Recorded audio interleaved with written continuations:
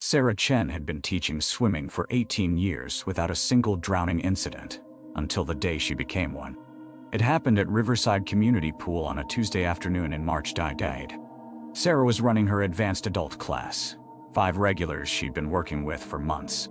The water was perfectly chlorinated, the temperature exactly right, the lifeguard on duty. Everything was normal. What happened next wasn't. Marcus, one of her students, was the first to notice something wrong.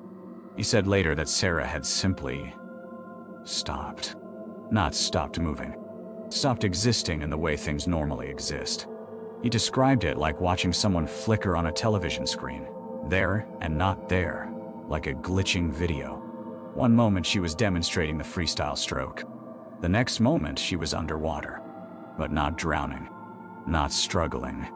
Just suspended there, eyes open, looking directly up at the surface she couldn't seem to reach. The lifeguard pulled her out in seconds.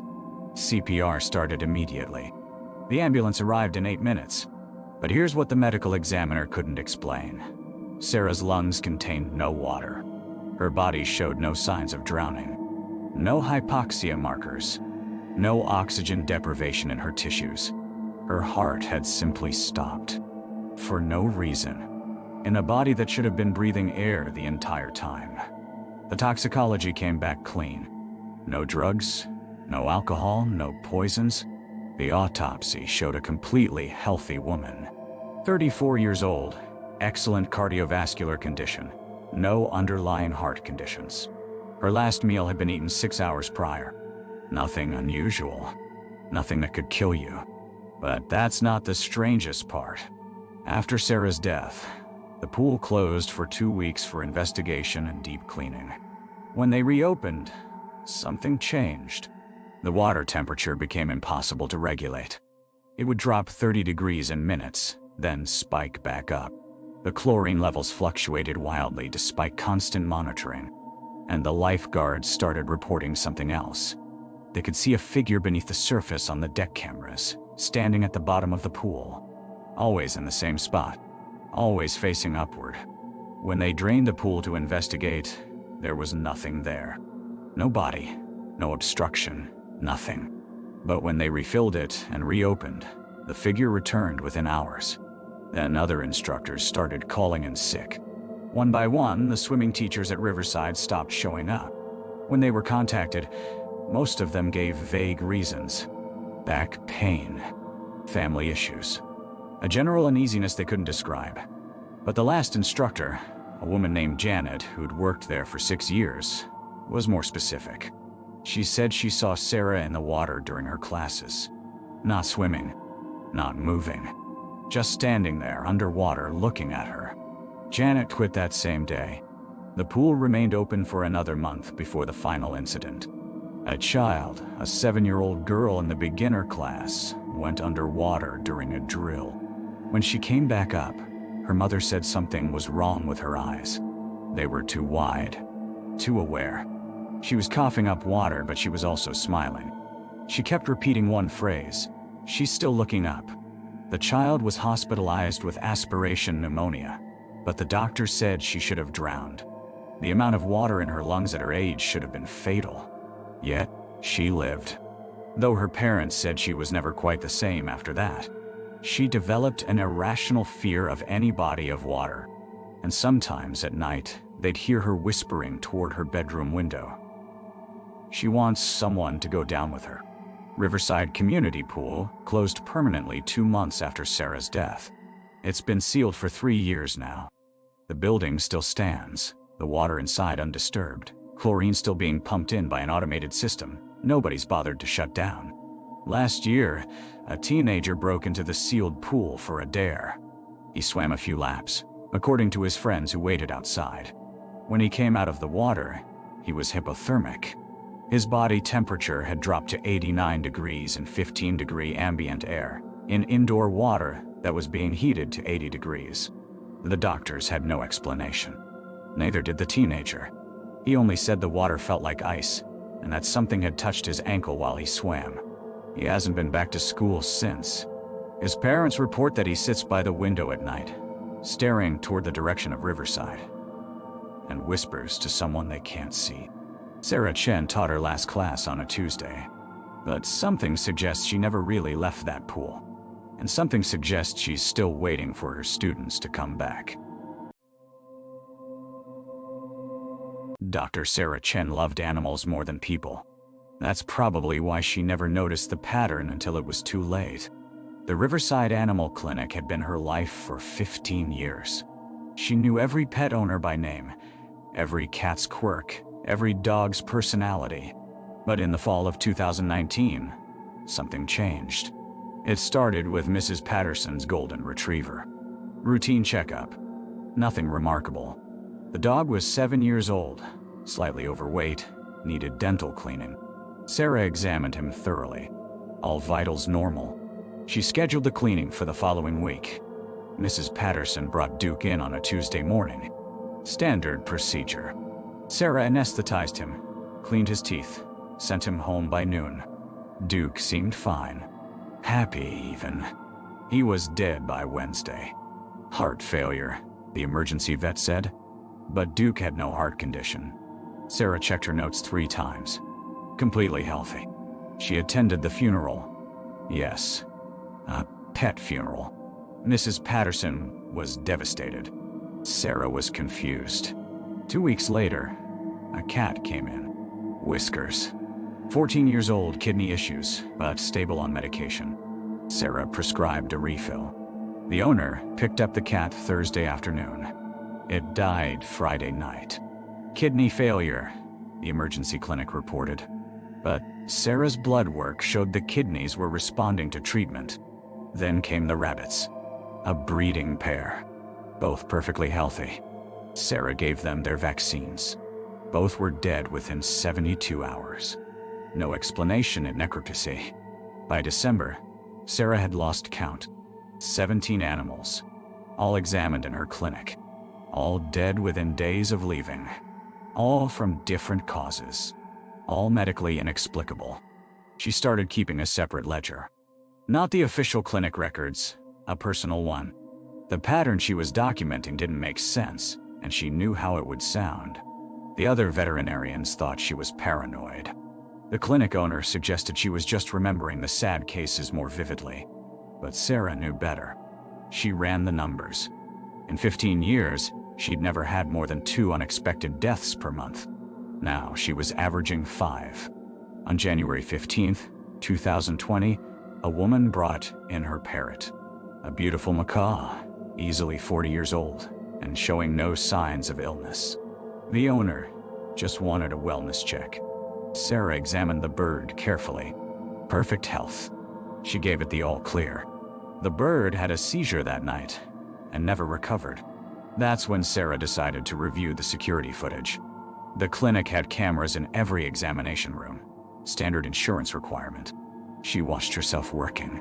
She was professional, gentle, by the book. Nothing unusual.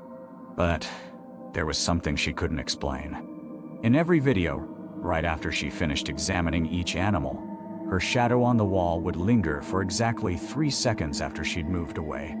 Not a trick of the light. A distinct, separate shadow that moved independently. Sarah never showed anyone else the footage. By March 2020, the pandemic hit, and the clinic was flooded with people terrified their pets would get sick. Sarah continued her work, but she started refusing to touch animals directly. She'd have her assistant do the physical examinations while she observed. Stayed in the back. Used gloves. Distance. The deaths stopped. But something else started happening. Her assistant, Marcus, began getting sick. Headaches first. Then fever. Then he stopped coming to work. He died in the hospital 2 months later. Doctors never determined the cause. Sarah left the clinic in June 2020. Told everyone she was retiring early due to stress. She moved to a small town upstate and didn't work with animals for a year. When she finally got another job, at a shelter this time, she made new rules for herself. She would examine animals with a barrier between them. Plexiglass, thick gloves, a mask, even before masks were common. The animals still died. Not immediately, but within days. A dog she checked on Monday was gone by Thursday. A cat she looked at on Wednesday was put down Friday morning due to sudden organ failure. Sarah quit again. Stopped working with animals entirely. Got a job doing medical billing from home. No contact with anything living. She's still alive. 52 years old now. Lives alone in a house with no pets. But she still keeps that ledger. Over 3,000 animals. Dead. All examined by her hands. All victims of something she couldn't prevent, couldn't understand, and couldn't stop. The last entry in her journal, dated just last month, asks one question over and over. What am I? She's never written an answer. Because deep down, Sarah Chen knows the truth. Whatever was in her when she was at Riverside Animal Clinic, it never left. It just learned to hide. And sometimes, late at night, she wonders what would happen if she touched a person. Margaret Chen was a master seamstress for 43 years. On March 15th, she was found dead at her sewing table with her needles still threaded, her foot still on the pedal. Margaret owned a small tailoring shop on Maple Street. Her clients were loyal. The same families brought their clothes to her for decades. She was meticulous. Obsessive, some would say. Every stitch had to be perfect. Every thread had to match. At 2 p.m. on that Tuesday afternoon, her landlord came by to collect the rent. The door was unlocked. He found her slumped in her wooden chair, facing her sewing machine. Her right foot was still pressing the pedal. Her hands were positioned on the fabric as if she'd frozen mid-work. The medical examiner found nothing. No heart attack. No stroke. No poison. Her blood work was clean. Her organs were healthy. A 68-year-old woman in perfect health, and she was simply dead. But here's where it gets strange. The last piece she was working on was a wedding dress. Ivory silk. Intricate beadwork. The dress was nearly finished. What disturbed investigators wasn't what they found. It was what they didn't find. There was no bride. No invoice. No name on the order form. No phone number. No measurements. The receipt book showed that Margaret had written down the appointment 2 weeks earlier, March 15th, 2 p.m. Wedding dress, rush order. But no client name. The seamstresses who worked nearby reported something odd in the days before her death. They'd noticed Margaret staying later and later, sometimes until midnight. And they'd hear the mechanical whirring of her machine, even when the shop was dark. One seamstress named Diane decided to investigate. She went to Margaret's shop at 11 p.m. one night. Through the front window, she could see the machine running. But Margaret wasn't sitting at it. The pedal was moving on its own. The fabric was being fed through, perfectly, evenly, as if invisible hands were working it. Diane never went back. When police examined the dress after Margaret's death, they found something impossible. Embedded in the seams, sewn right into the fabric itself, were photographs. Polaroids. Old ones, dated from different decades. Every single photograph showed a different woman in a wedding dress. Dozens of them. And every woman in those photographs was dead. Police cross-referenced the faces. These were unsolved deaths. Women who'd vanished. Women who'd been found without explanation. Women whose causes of death remained unknown. The shop was sealed. The dress was incinerated. But Margaret's sewing machine? They couldn't get it to stop running. For 7 days straight, it operated on its own, pulling fabric that didn't exist through its needle, creating stitches in the air. On the 8th day, it finally stopped. The needle was threaded with a fiber they couldn't identify. Not thread. Not silk. Not cotton. When they tried to unthread it, the needle would break and reform, as if it was alive. Margaret's sewing machine now sits in an evidence locker in a basement no one visits. And it still runs sometimes. Late at night, the officers report hearing it humming. Last month, a new seamstress opened a shop 2 blocks away. On her opening day, she found an envelope in her mailbox. Inside was Margaret's old receipt book. The last page had a new entry, written in Margaret's handwriting, even though Margaret had been dead for 3 years. April 3rd, 2 p.m., wedding dress, rush order. No name. No number. The seamstress closed her shop the next day. Margaret Chen's flower shop had been family-owned for 60 years, and in that time, no customer had ever complained about her arrangements. They were perfect. Too perfect. Almost like she knew exactly what each bouquet meant before it was ordered. On a Tuesday morning in March, the police found her in the back room, surrounded by flowers that shouldn't exist yet. Roses in colors that had no names.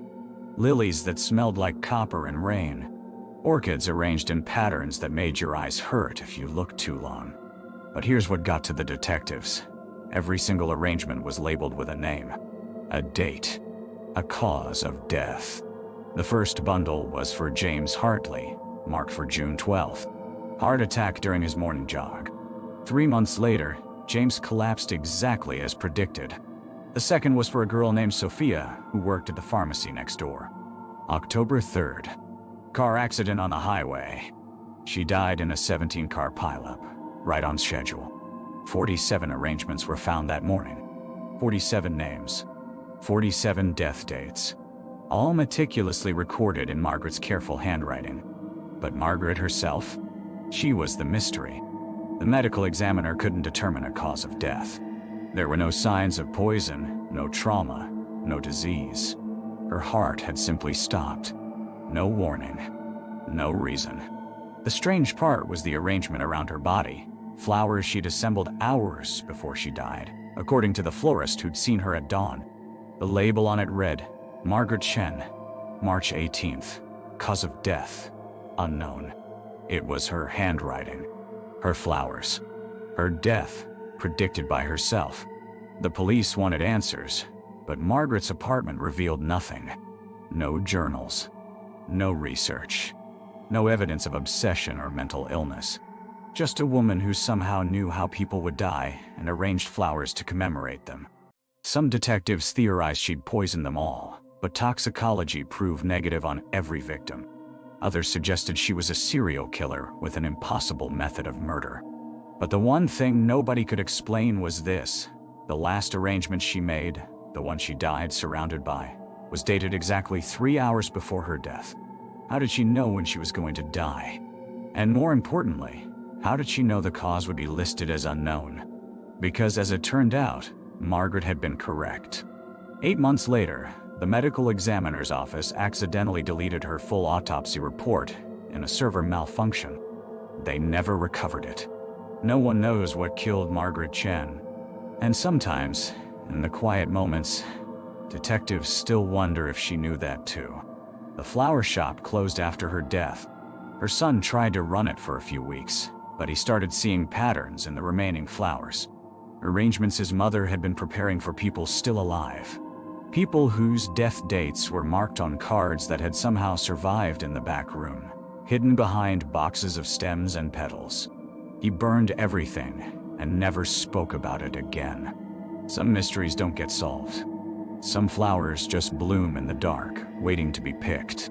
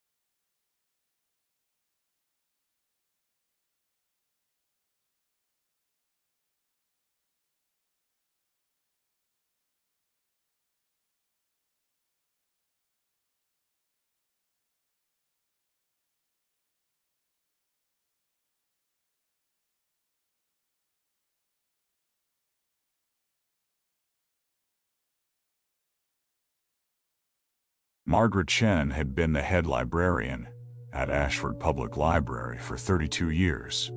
On March 14, 2019, she was found dead at her desk, and the library's entire card catalog was rewritten in her handwriting, even though she'd been dead for 3 days. The police called it natural causes. A heart attack, they said. Margaret was 68, overweight, stressed. It made sense. Except for one detail that nobody could explain. The library's checkout system showed that Margaret had checked out 47 books in the 72 hours after she died. Her daughter, Jessica, discovered this when she came to collect her mother's belongings.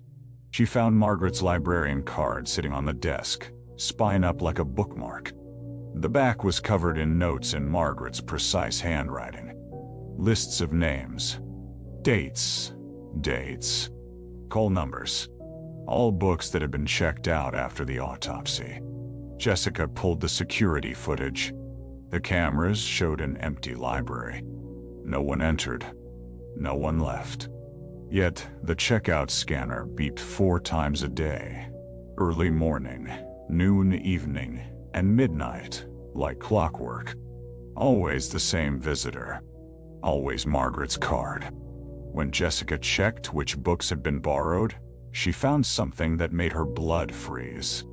All 47 were biographies. All about people who had died under mysterious circumstances. And each book had been checked out on the exact date that person had died. Some were decades-old cases.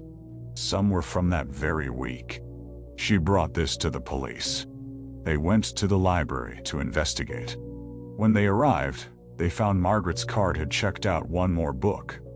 A volume titled How to Identify Sudden Cardiac Death in Family Members. It had been checked out that morning. Dated with today's date. The detective who reviewed the case, Robert Torres, seemed shaken. He kept the case file on his desk. 3 weeks later, Torres went home early, complaining of chest pains. His wife called an ambulance, but he was gone before they arrived. 48 years old. Perfect health. No prior conditions. His autopsy report contained one anomaly, a small paper cut on his index finger. The kind you get from handling books. The library tried to decommission Margaret's card. They burned it. The next morning, 47 new cards appeared in the returned book bin, all with Margaret's name printed on them in that same careful handwriting. The books they'd been used to check out? They were all biographies of people who worked at the library, people still living. Jessica stopped visiting Ashford Public Library after that. She moved to another state. But sometimes, late at night, she gets emails from her library account, an account she never created. They're checkout notifications. Books being borrowed using a card with her name on it. Books about families of the deceased. Last week, the emails stopped. Instead, she received a single message. It contained an image of a library card. Her card. And a checkout date. Tomorrow's date. Margaret Chen was never officially listed as a serial killer. There was no investigation, no task force. The Ashford Public Library is still operating. They have a new head librarian now. She doesn't last long. They never do. But if you ever visit, pay close attention to the checkout system. Listen for the scanner. Listen for the name being called. And whatever you do, don't check if your card has been used when you weren't there. Because Margaret's collection is still growing. On March 14, 1987, Thomas Whitmore never came home from his shift at the Riverside toll booth. What they found in his collection box changed everything. Thomas had worked the midnight to 8 a.m. shift for 17 years. Same booth. Same routine. He'd collect tolls, log the count, and hand off the receipts to his supervisor every morning at 8 o'clock sharp. His supervisor, David Chen, said Thomas was the most reliable man he'd ever met. Never late, never absent, never made a mistake. But on that March morning, David found the booth empty. Thomas's ledger sat open on the desk. The final entry read, 847 cars. But here's what made David's blood run cold.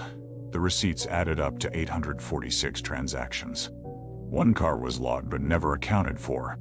They found Thomas 3 hours later. He was in the drainage ditch beneath the toll booth, exactly 11 feet down. The coroner's initial assessment was simple. He'd fallen. But the medical examiner discovered something that shouldn't have been possible. Thomas had been dead for at least 6 hours, maybe longer. Yet his supervisor had walked past that booth multiple times during his shift and saw nothing unusual. When they reviewed the security footage, which had mysteriously begun recording again after being broken for 3 days, they found something worse.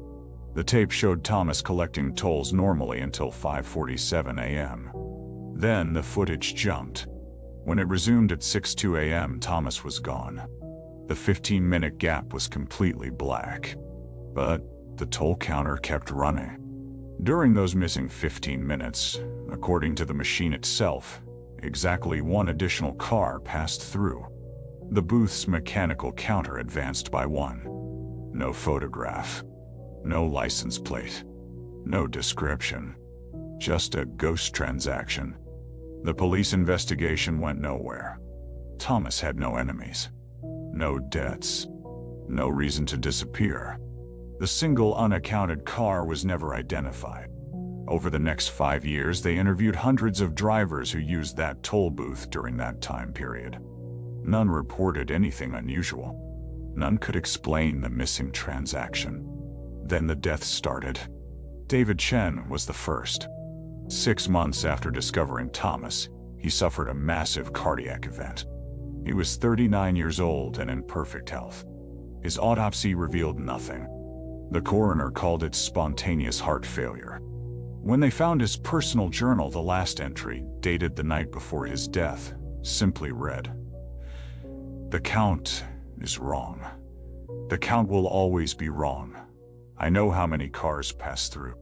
The next supervisor who took over the toll booth lasted 4 months before he drove his car directly into a concrete barrier. No skid marks. No indication he'd tried to stop. The police found his shift log in his pocket. He'd written the same phrase 17 times. The number doesn't match. By 1995, 8 people had worked that toll booth. All 8 experienced inexplicable deaths. Heart attacks, strokes, aneurysms, violent accidents, each one sudden and without clear medical explanation. The toll booth itself was decommissioned in 1993, but that didn't stop it. Workers assigned to remove the structure reported seeing the mechanical counter still running, advancing by 1 every few hours, even though the booth was disconnected from all power sources. When they finally demolished it, they found something buried in the concrete foundation beneath the collection box. It was a leather journal. The pages were dated from 1970 to the present day, written in Thomas Whitmore's handwriting. But Thomas didn't start working at that booth until 1970. He couldn't have written in a journal buried in concrete before he was hired. The journal was a record. Every single car that had passed through that toll booth for 17 years, listed by date and time. Thousands of entries. And at the end, in shaking handwriting, a single phrase repeated over and over. "One is missing. One is always missing. They know I know." The journal is kept in a private collection now. No historian has been able to explain how it was sealed in concrete in 1970, or why Thomas Whitmore's handwriting appears throughout a journal he supposedly couldn't have written. The toll road was rebuilt in 1996 with an automated payment system. But employees report the same problem. Every few weeks, a transaction appears in the system with no corresponding vehicle. No driver. No explanation. Just a ghost toll, advancing the count by 1. Some say Thomas Whitmore is still collecting. Still counting. Still trying to account for whatever passed through that booth on March 14, 1987. The one vehicle that should have been there but never was. The count, they say, must always balance